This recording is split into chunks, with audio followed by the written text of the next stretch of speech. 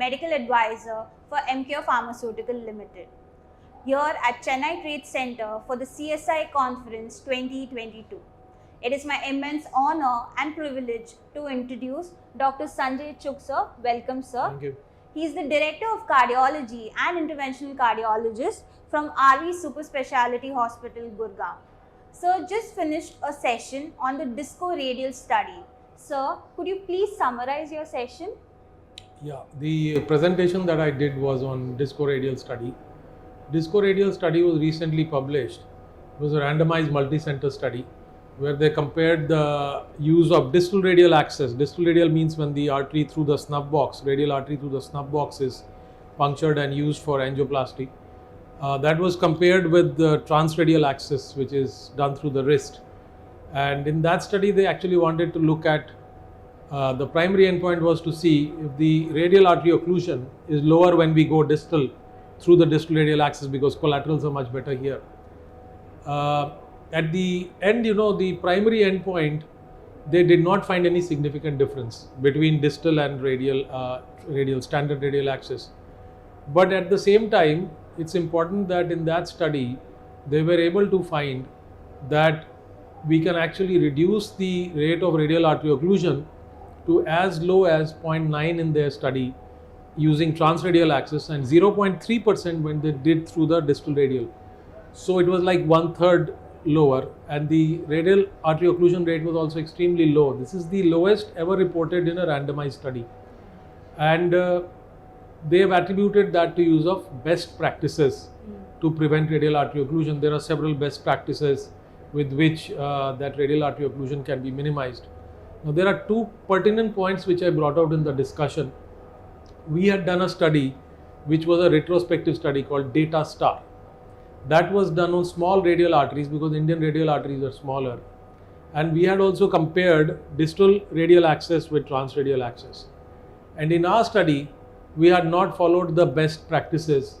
We had, in terms of patent hemostasis, we had not. There's a thing called patent hemostasis, in which you occlude just enough so that you have antegrade flow, but the artery is still flowing. That's a method called patent hemostasis.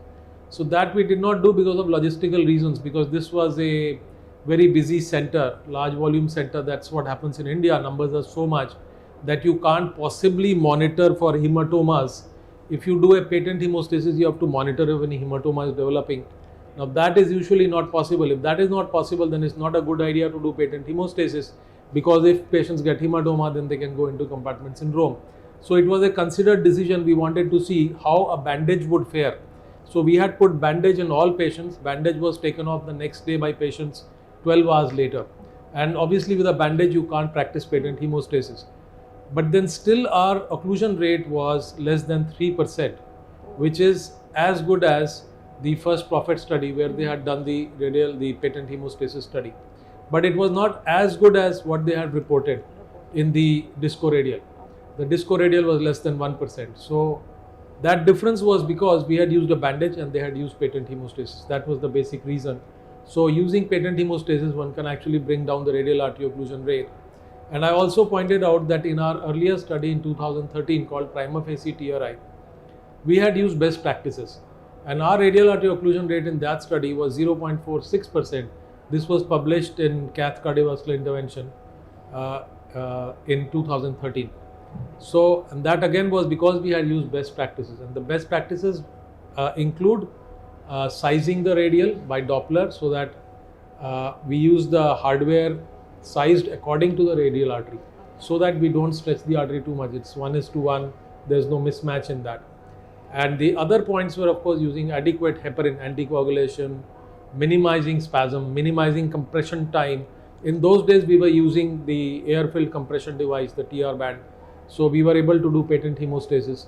And then we were also doing ulnar compression in those days to prevent radial artery. These all are part of best practices. And then we did not use any of the balloon-assisted tracking methods which increase radial artery occlusion. So using that, we were able to achieve 0.46. So today, what is the current perspective on distal radial? People want to know whether they should practice distal, is that better or not? So the conclusion is, distal radial access, when you do, it's easier to achieve hemostasis because you put a bandage here and that's done. The risk of hematoma in the forearm significant hematoma in the forearm is very low. Most of the hematomas, if they occur, will be here only. Okay. So the risk of compartment syndrome, ischemic compartment syndrome, is virtually not there. That is one big advantage of using distal. In terms of radial artery occlusion is likely to be less when you go distal.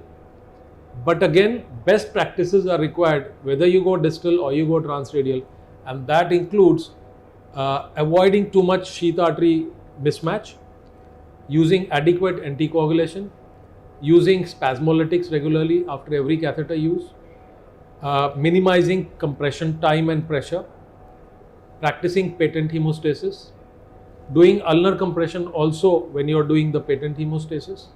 So these are points, and avoiding use of balloon assisted tracking or catheter tracking, which can actually damage the artery. So by using that, we can minimize radial artery occlusion, but definitely distal has better appeal because the risk of hematoma, forearm hematoma, is lower, and the hemostasis is easier and quicker. That's it. Sir, Dr. Sanjay has recently launched a book called The Manual of Cardiovascular Medicine. So could you just tell us a little bit about this book, sir? Well, this is a book which my son also read for his training in cardiology. Okay. It's a very popular book in the US, and this is the South Asian edition which I edited. And this we have upgraded to include algorithms for almost all important aspects. A lot of illustrations were added, and this is a very handy book for most busy practicing cardiologists, whether they are seniors or veterans or whether they are in training, because it's very hard these days to find time to sit down with the textbook of Braunwald, which is so big. So these manuals are very comprehensive, and they have virtually everything in terms of current literature, current practices, current treatment, and algorithms which help people analyze and arrive at a quick diagnosis or management plan.